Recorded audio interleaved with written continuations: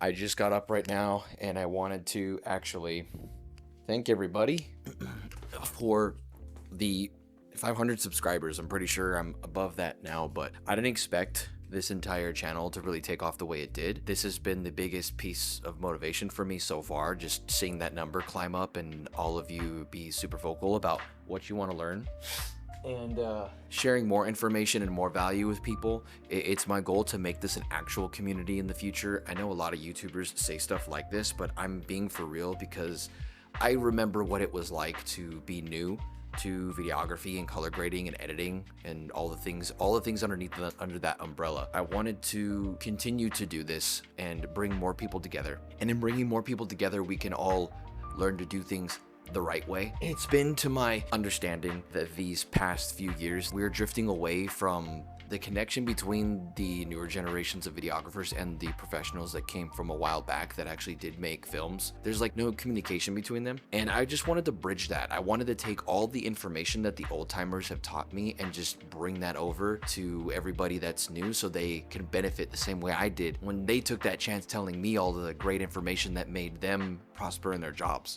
So to say thank you, in this video, I want to show you guys how to do a bleach bypass, which is a specific type of look that I've liked doing in color grading for years now.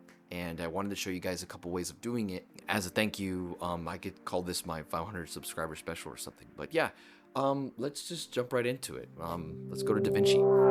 All right, guys, we are back in DaVinci. And for those of you that are wondering what a bleach bypass is, it's a look that makes a more gritty, high contrast aesthetic. It's inspired by a traditional film processing technique where the bleach bypass step, which removes silver from the film, is completely skipped. This leaves the silver on the film, resulting in a mix of the color image and the black and white silver layer. Now, that basically means that the highlights and the shadows are going to be desaturated and the midtones are going to be preserved, and there's going to be a gritty contrast applied to our image. Now, there's two ways of doing this that I'm familiar with, and I'm going to show you guys both of them. To do it the first way, I'm going to create a node by pressing Alt-S. I'm going to create another node. Then I'm going to press Alt-L on Windows or Option-L on Mac. I'm going to take the node number 2 that's on top. I'm going to change this to monochrome, and then I'm going to change the compositing mode of the layer mixer into soft light.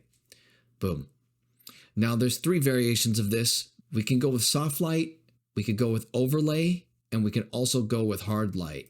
Personally speaking, I prefer to go with overlay. Create a compound node by selecting all these, right-clicking and going to create compound node, and then you can actually kill off the intensity of this effect by going to the key output of this new compound node and dragging it up and down. To get inside of the node, we're just going to double click it. To get out of the node, you just right click the screen and hit exit compound node. Now for this second option, this gives you a little bit more control and is a little bit more advanced. We're going to do the same exact thing. I'm going to change this top node into monochrome by clicking this checkbox, going to the RGB mixer. Then I'm going to change this layer mix's compositing mode to color.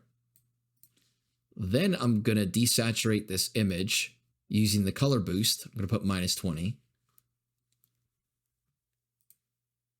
And then you're going to go back to your RGB mixer and you can actually control the individual channels of the black and white image. Now, this is interesting. This just gives you really cool results depending on the image. But you can see that I can darken and lighten certain areas by playing with the color channels.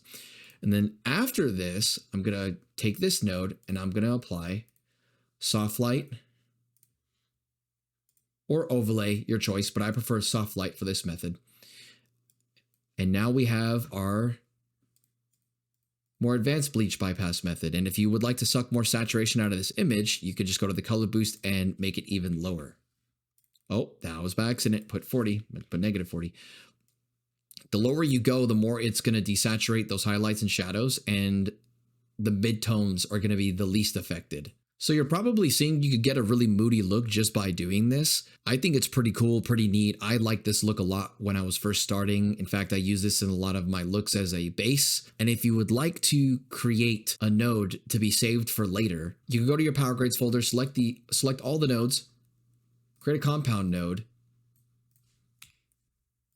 delete the first node, just have this node by itself essentially, and then grab a still.